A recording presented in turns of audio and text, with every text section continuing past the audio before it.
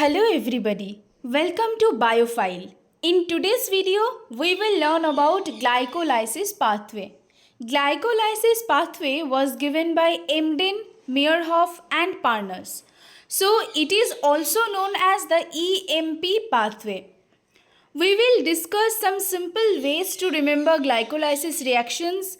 After today's video, you will find glycolysis very easy. So let's start. Do you know the meaning of glycolysis? First, divide this word into two parts, glyco and lysis. The word glyco comes from the Greek word glykes, which means sweet or glucose. And lysis is also a Greek word which means splitting or breakdown. So, glycolysis means breakdown of glucose. Now, glucose is the most abundant carbohydrate in the world. In energy metabolism, glucose is the most important source of energy in all organisms. If you look at the structure of glucose, you will see it is a monosaccharide containing 6 carbon atoms and an aldehyde group, and is therefore an aldohexose. It can exist in an open chain as well as ring form. Now, it is very easy to remember the structure of glucose. Only the position of hydrogen and OH group at carbon 3 will be different from others. Okay, now let's understand what is glycolysis. We all know that we eat food and then our body gets energy from that food. But our body can't get energy directly from those complex foods. So the food is first digested in our stomach and then it goes to our intestine. Then our intestinal cells absorb glucose from the digested food. This glucose reaches every cell of the body through the blood. This means that glucose circulates in our body through the blood. Now, the glucose sugar made of 6 carbon goes to the cytoplasm of our cell and converts into 2,3 carbon compound pyruvate and release energy in the form of ATP and NADH. Hopefully, it is understood how we get glucose from food and then from that glucose we get energy. Now, the breaking down of 1,6 carbon compound into 2,3 carbon compounds does not happen directly. It involves series of reactions that are catalyzed by different enzymes. So the whole process is called glycolysis. So simply we can say in glycolysis, a molecule of glucose is degraded in a series of enzyme catalyzed reactions to give 2 molecules of 3 carbon compounds pyruvate, and some free energy released from glucose is conserved in the form of ATP and NADH.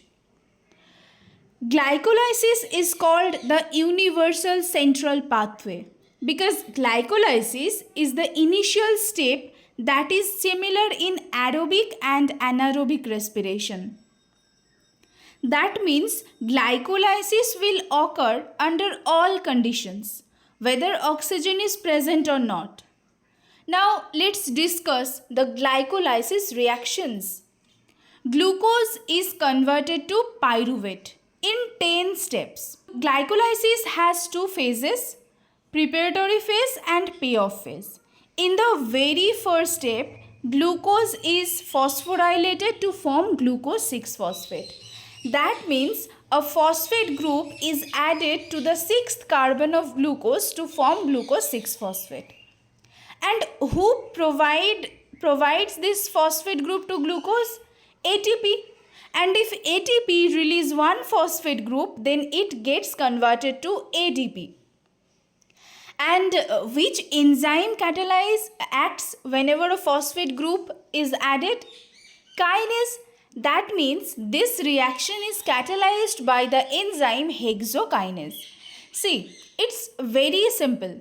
Glucose is made of 6 carbon, means it is a hexose. And we all know that kinase enzymes helps in the addition of phosphate group. That's why hexokinase. Okay, easy. Now come to the second step. At this step, glucose 6-phosphate will be converted to fructose 6-phosphate. We all know that glucose and fructose are isomers of each other. Isomers means their chemical formula will be same, only difference will be in structure or arrangement of atoms. So since they are isomers of each other, the reaction here is reversible. That means they can interchange between themselves anytime. And this reaction will be catalyzed by the enzyme phosphohexose isomerase. See, if you understand the reactions, it is very easy to remember the enzymes. Look at glucose and fructose. These are hexose carbohydrates, right? And since they have phosphate group attached to them, we can call them phosphohexose. And since they are isomers of each other, enzyme isomerase will work here. So the enzyme is known as phosphohexose isomerase. Okay, now what will happen next? Another phosphate group will be added to the first carbon of fructose 6-phosphate, which is called fructose 1,6-bisphosphate. It is called bisphosphate because this molecule has a phosphate group attached to two different carbons.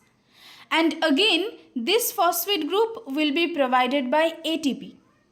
And as I said earlier, addition of phosphate group means there will be kinase enzyme. Since fructose has a phosphate group attached to it, we can call it phosphofructose. So the enzyme working here is called phosphofructokinase 1. Okay. Then this 6-carbon sugar means hexose will break down to form 2,3-carbon sugar, triose carbohydrates. The simplest sugar and which is made up of 3 carbon. So fructose 1,6-bisphosphate is breaking down to form 2 triose carbohydrates, which are glyceraldehyde 3-phosphate, which is an aldotriose, and dihydroxyacetone phosphate, which is an ketotriose. And this reaction is catalyzed by the enzyme aldolase.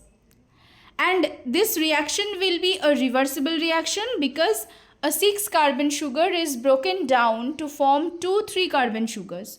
So they can interchange with each other. Now this dihydroxyacetone phosphate, which is a ketotriose, is converted to glyceraldehyde 3-phosphate.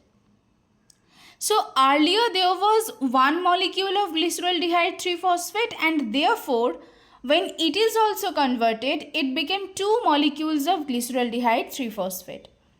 And since these are both triose sugars and they are isomers of each other, the enzyme triose phosphate isomerase will catalyze this conversion reaction.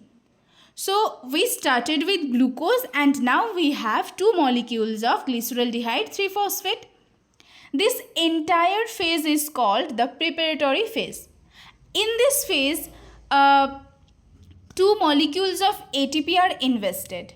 Next steps are called payoff phase, where ATP are produced.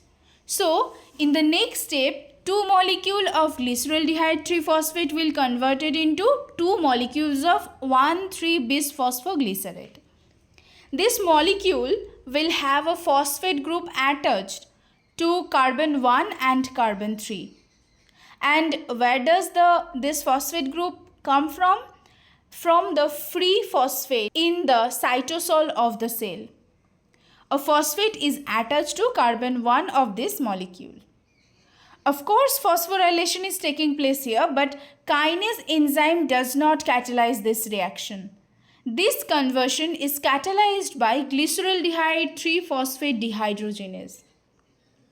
Here the dehydrogenase enzyme takes hydride ion from glyceraldehyde 3-phosphate, and this hydride ion is received by NAD plus and then it is converted to NADH. And then in the next step, a phosphate group is removed from the 1,3-bisphosphoglycerate and converted to 3-phosphoglycerate. Now this reaction is catalyzed by enzyme phosphoglycerate kinase. Now You may have questioned that kinase enzyme works when phosphate group is added, but here phosphate group is removed. But in this case, kinase works because the phosphate group that was on the carbon 1 of this molecule is removed, and this phosphate group is taken by ADP and then ATP is produced. So here phosphate group addition is happening, but it is producing ATP from ADP. So this is why kinase enzyme works here. In the next step, the phosphate group shifts from carbon number 3 to carbon 2. Okay, and converted to 2-phosphoglycerate. Only the phosphate group is shifted to another carbon. So mutase works here. That is phosphoglycerate mutase. Then in the next step, 2 molecules of water release from this molecule and forms 2 molecules of phosphoenol pyruvate. And the enzyme that catalyzes this reaction is enolase. And finally, 2 molecules of pyruvate forms from this molecule, and again ATP is formed from ADP.